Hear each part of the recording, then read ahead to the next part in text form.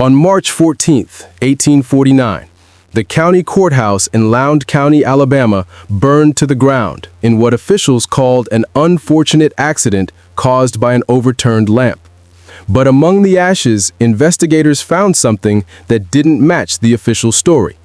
3 sets of human remains in the basement, chained to iron rings embedded in the stone walls. The county clerk's records from 1847 to 1849 were completely destroyed, along with property deeds, marriage certificates, and most crucially, the probate documents for the Sutton estate. For over a century, descendants of Lowndes County families have whispered about what really happened at Bell River Plantation during those 2 years, about the twin daughters of Colonel Nathaniel Sutton, and about the slave named Marcus, who somehow managed to document everything before he vanished. What you're about to hear has been pieced together from surviving letters, medical records from Mobile, and testimonies given to a Northern abolitionist society that were sealed until 1963. Before we continue with the story of the Sutton sisters and the secrets that consumed an entire community, make sure you're subscribed to Liturgy of Fear and hit that notification bell. We uncover the darkest corners of American history that textbooks won't touch. And leave a comment telling us what state or city you're listening from. We love knowing where our audience discovers these forgotten horrors. The truth about Bell River Plantation begins not with the fire, but with a funeral 2 years earlier, and with 2 women who had been taught that survival meant absolute control. Lowndes County in 1847 stretched across some of the richest cotton-growing soil in Alabama, black earth that made men wealthy and carved the landscape into kingdoms of white columned houses surrounded by fields that reached the horizon. The county seat of Haynesville sat at the center of it all, a collection of brick buildings and dirt streets where planters conducted business and their wives pretended not to know where the family wealth truly came from. Bell River Plantation lay 8 miles south of town, accessible only by a private road that wound through stands of water oak and across 2 tributaries of the Alabama River. Colonel Nathaniel Sutton had built the main house in 1828, a 3-story structure with 12 rooms and a separate kitchen building connected by a covered walkway. The slave quarters, 24 cabins arranged in 2 precise rows, sat a quarter mile behind the main house, close enough to be summoned quickly, far enough that the colonel didn't have to hear the sounds of the lives he owned. The colonel had made his fortune in cotton, but his reputation came from something else entirely. He'd served in the Creek War under Andrew Jackson and brought back from that conflict a belief that humans could be improved through careful breeding the same way one improved livestock.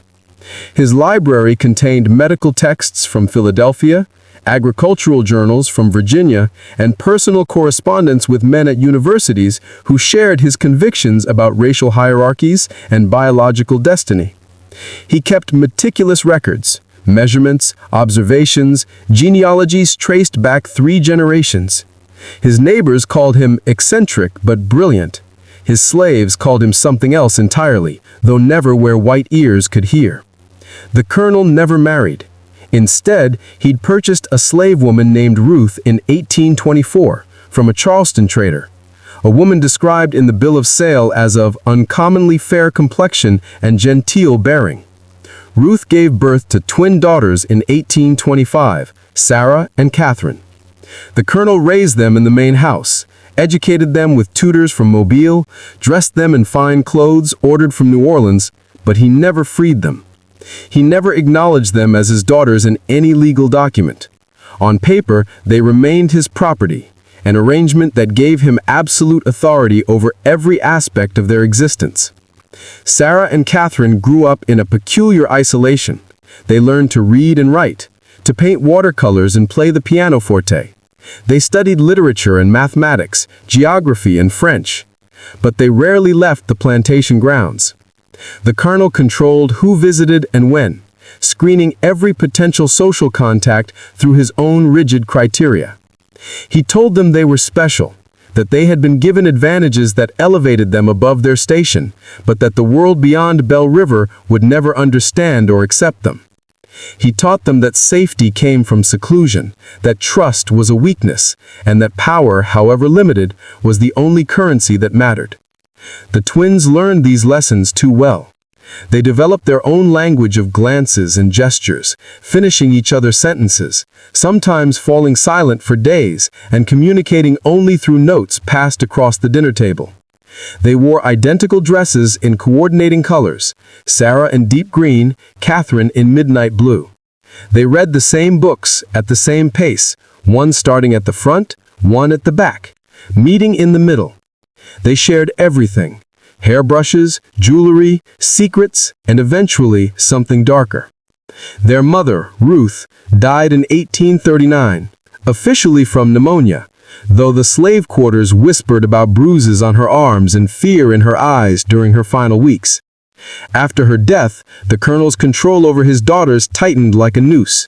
He installed locks on their bedroom doors that could only be opened from the outside. He required them to submit weekly written reports on their activities, their thoughts, their dreams.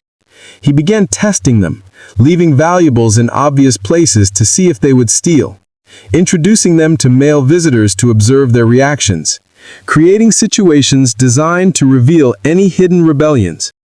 The plantation itself prospered through these years. By 1847, the colonel owned 63 enslaved people whose labor produced 142 bales of cotton annually.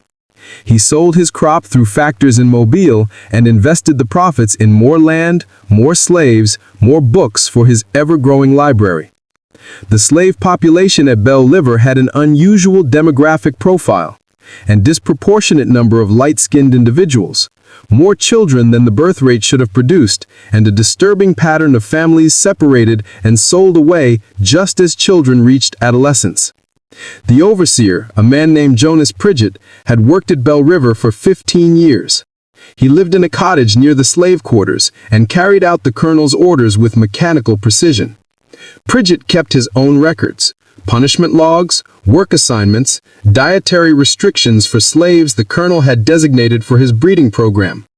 These notebooks, written in Pridgett's cramped handwriting, documented atrocities with the casual tone of farming reports: which women were forced into which cabins, which children were sired by which men, which pregnancies were terminated and by what methods. In the main house, Sarah and Catherine understood more than their father realized. They read his journals when he traveled to Mobile on business. They listened at doors and gathered fragments of conversations between Pridgett and the colonel. They knew what happened in the quarters after dark, knew which of the slaves were their half-siblings, knew that their father viewed human beings as experimental subjects in his personal laboratory of racial theory. And they learned to hate him with a cold, patient fury that would have terrified him if he'd recognized it. The morning of February 3, 1847, arrived with unseasonable warmth, temperatures climbing into the low 60s even before noon. The colonel had spent the previous evening in his study, working by lamplight on correspondence with a professor at the Medical College of South Carolina. The household staff noticed nothing unusual when he failed to appear for breakfast. He often worked through the night and slept late. It was Pridgett who found him at 10, slumped in his leather chair with papers scattered across the desk. The colonel's face had a grayish tinge, and when Pridgett touched his hand to wake him, the skin felt cold and waxy. Dr. Amos Grayfield arrived from Hanville 2 hours later and pronounced Colonel Nathaniel Sutton dead, estimating the time of death as sometime between midnight and dawn. Heart seizure, Dr. Grayfield declared, barely glancing at the body. Man was 56 years old, worked himself to exhaustion. I'd warned him about his choleric temperament and excessive mental strain. The heart gives out, simple as that.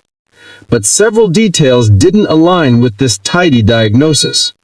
The colonel's dinner tray, brought to the study at 8 o'clock the previous evening, sat on a side table with the food barely touched. A cup of coffee, long since gone cold, showed a peculiar residue at the bottom, a fine sediment that glittered faintly in the lamplight. The colonel's final letter, addressed to his attorney in Mobile, remained unfinished, mid-sentence. I have made certain arrangements regarding the future of my daughters, which must be executed precisely as stipulated for their own protection and for the preservation of my life's work. Should any person attempt—" The sentence ended there, the pen trailing off the page as if his hand had suddenly lost strength. Sarah and Catherine stood together in the hallway outside their father's study, wearing matching black mourning dresses that they'd somehow procured despite having no prior knowledge of his death. Their faces showed no tears, no evidence of shock or grief. They held hands, fingers interlaced, and watched the proceedings with identical expressions of watchful calm. "We should examine him more thoroughly," suggested Mr. Harold Brinage, a neighboring planter who'd arrived to pay his respects. "Nathaniel was in good health last month when I saw him at the courthouse. This seems rather sudden." "The colonel worked himself into the grave," Dr. Grayfield snapped, irritated at having his professional judgment questioned. "I've seen it 1,000 times. The body